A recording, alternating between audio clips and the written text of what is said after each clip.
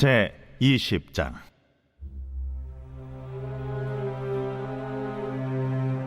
여호와께서 여호수아에게 말씀하여 이르시되, 이스라엘 자손에게 말하여 이르기를, 내가 모세를 통하여 너희에게 말한 도피성들을 너희를 위해 정하여 부지 중에 실수로 사람을 죽인 자를 그리로 도망하게 하라. 이는 너희를 위해 피의 보복자를 피할 것이니라. 이 성읍들 중에 하나에 도피하는 자는 그 성읍에 들어가는 문 어귀에 서서 그 성읍의 장로들의 귀에 자기의 사건을 말할 것이요, 그들은 그를 성읍에 받아들여 한 곳을 주어 자기들 중에 거주하게 하고, 피의 보복자가 그의 뒤를 따라온다 할지라도 그들은 그 살인자를 그의 손에 내주지 말지니, 이는 본래 미워함이 없이 부지 중에 그의 이웃을 죽였음이라. 그 살인자는 회중 앞에 서서 재판을 받기까지 또는 그 당시 대제사장이 죽기까지 그 성읍에 거주하다가, 그 후에 그 살인자는 그 성읍 곧 자기가 도망하여 나온 자기 성읍 자기 집으로 돌아갈지니라 하라.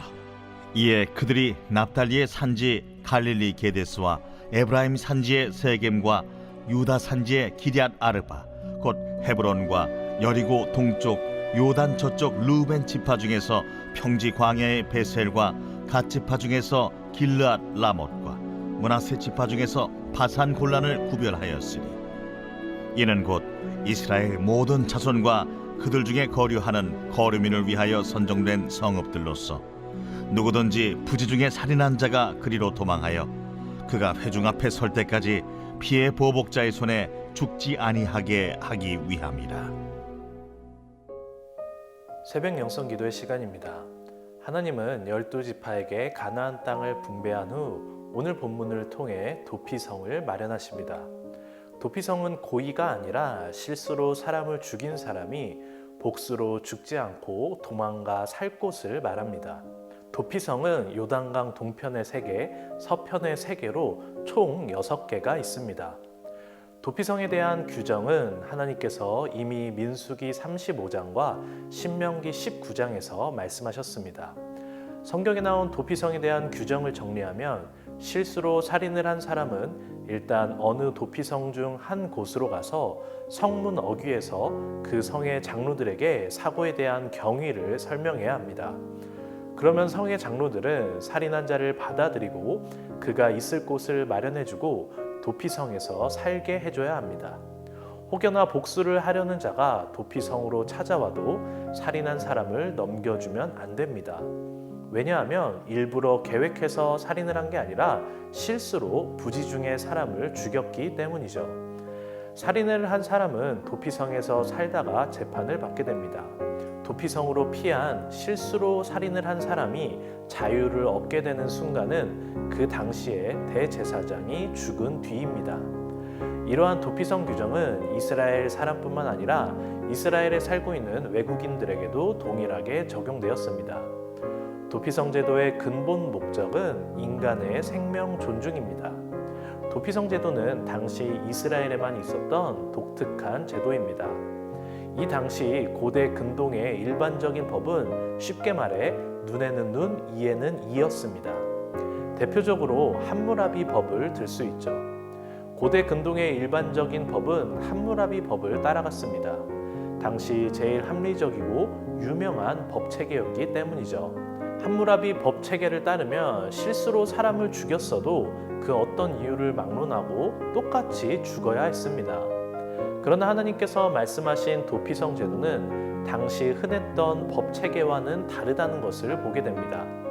분명하게 인간에 대한 생명 존중 사상과 인권 의식이 녹아져 있죠. 하나님의 긍휼함이 담겨져 있는 것입니다. 이 도피성 제도에서 우리가 눈여겨봐야 할 지점이 있습니다. 바로 실수로 살인을 했더라도 생명에 대한 값은 오직 또 다른 생명으로만 갚을 수 있다는 것입니다. 피 흘림 없이는 죄사함이 없는 것처럼 생명에 대한 값은 오직 또 다른 생명으로만 치를 수 있다는 것이죠. 그래서 도피성으로 도망친 살인자는 자유를 얻지 못합니다.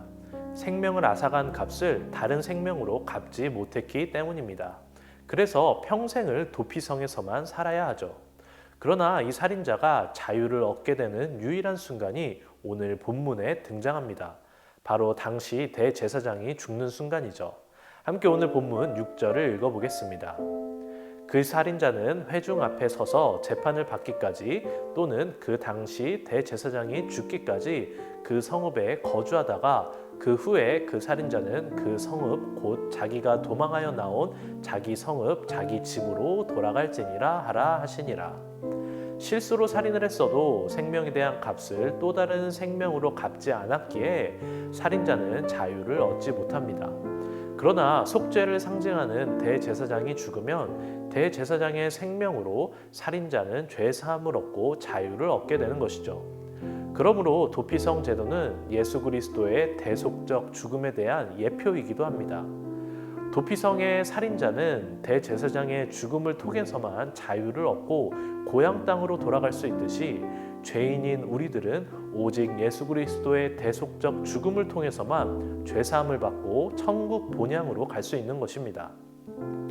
그래서 히브리서는 예수 그리스도에 대해 우리의 죄를 속하신 새 언약의 대제사장이다 라고 선포하고 있는 것입니다. 함께 히브리서 2장 17절을 읽겠습니다. 그러므로 그가 범사의 형제들과 같이 되심이 마땅하도다. 이는 하나님의 일에 자비하고 신실한 대제사장이 되어 백성의 죄를 속량하려 하심이라. 사랑하는 성도 여러분, 우리는 오늘 도피성 제도를 통해 생명을 소중히 하시는 하나님의 긍휼하심을 살펴보았습니다. 하나님께서는 어찌나 생명을 소중히 여기셨는지 우리의 생명을 살리시고자 자기의 아들이신 예수 그리스도를 희생제물로 내어주셨습니다. 그로 인해 우리는 죄사함을 얻고 천국 백성의 삶을 누리게 하셨죠. 마치 대제사장의 죽음으로 이제는 자유를 얻어 도피성에서 나와 고향집으로 돌아갈 수 있는 살인자처럼 말이죠. 오늘 기도의 자리 가운데 생명값으로 우리를 죄에서 해방시키신 예수 그리스도의 사랑과 하나님 아버지의 은혜를 깊이 묵상하시길 원합니다. 나는 살인을 하지 않았기 때문에 도피성의 말씀이 나와는 상관없는 말씀이 아닙니다. 도피성에 숨어 살 수밖에 없었던 살인자처럼 나도 어둠 속에 살고 있었던 죄인이었음을 기억해야 합니다. 내가 얼마나 죄인이었는지를 알면 알수록 나를 죄에서 해방시키시고 나의 죄를 용서하신 예수님의 십자가의 사랑은 더 커져만 갑니다. 이스베어 기도의 자리 가운데 한없는 십자가 사랑에 흠뻑 물드는 귀한 시간이 되시기를 간절히 소망합니다. 오늘의 공동기도 제목은 환우들을 위한 기도입니다. 박재순 권사님, 류은영 권사님, 이영숙 권사님, 오유미 집사님, 박서연 청년, 류경민 청년의 치유를 위해서 기도해 주시기 바랍니다. 각종 질병과 불면증, 우울증, 공황장애 등 마음의 병이 치유되도록 함께 기도해 주시기 바라겠습니다. 기도하겠습니다. 날마다 예수님의 십자가 사랑을 잊지 않고 그 은혜에 충만히 거하며 살아가기 원합니다. 연약한 우리를 긍휼히 여겨주시고 날마다 주님의 말씀을 붙잡고 살아갈 수 있도록 도와주시옵소서. 도피성 제도를 통해 생명의 값은 오직 생명으로만 갚을 수 있는 것처럼 우리의 생명을 구원하시고자 예수 그리스도를 이 땅에 보내신 하나님 아버지께 감사와 영광을 올려드립니다. 내 삶이 그냥 삶이 아니오 예수님의 생명값으로 지불하신 세상에서 가장 귀한 삶임을 깨닫고 하나님의 자녀로서 날마다 은혜 가운데 거하며 살아가게 하여 주시옵소서. 특별히 오늘은 환우들을 위해 기도합니다. 박재순 권사님, 류은영 권사님, 이영숙 권사님, 오유미 집사님, 박서연 청년, 류경민 청년의 아픔을 어루만져 주시옵소서. 하나님의 치유의 영으로 속히 낫게 하여 주시옵소서.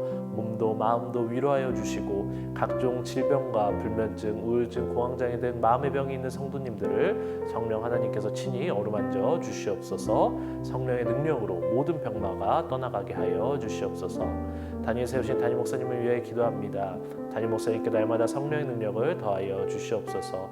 담임 목사님 여기까지 강건케 하시고 그 가정을 평안케 하여 주시옵소서. 선포되는 말씀마다 역사하여 주셔서 복음의 능력이 일어나게 하여 주시옵소서. 새벽부터 나와 주님께 기도하는 주의 자녀의 목소리를 들으시고 응답하여 주시옵소서. 위로하여 주시고 치유하여 주시고 해결하여 주시옵소서. 오늘도 주님을 의지하며 살아가는 하루가 되기를 소망합니다. 말씀대로 사는 힘과 능력을 더하여 주시옵소서. 감사하며 모든 말씀 예수님의 이름으로 기도합니다.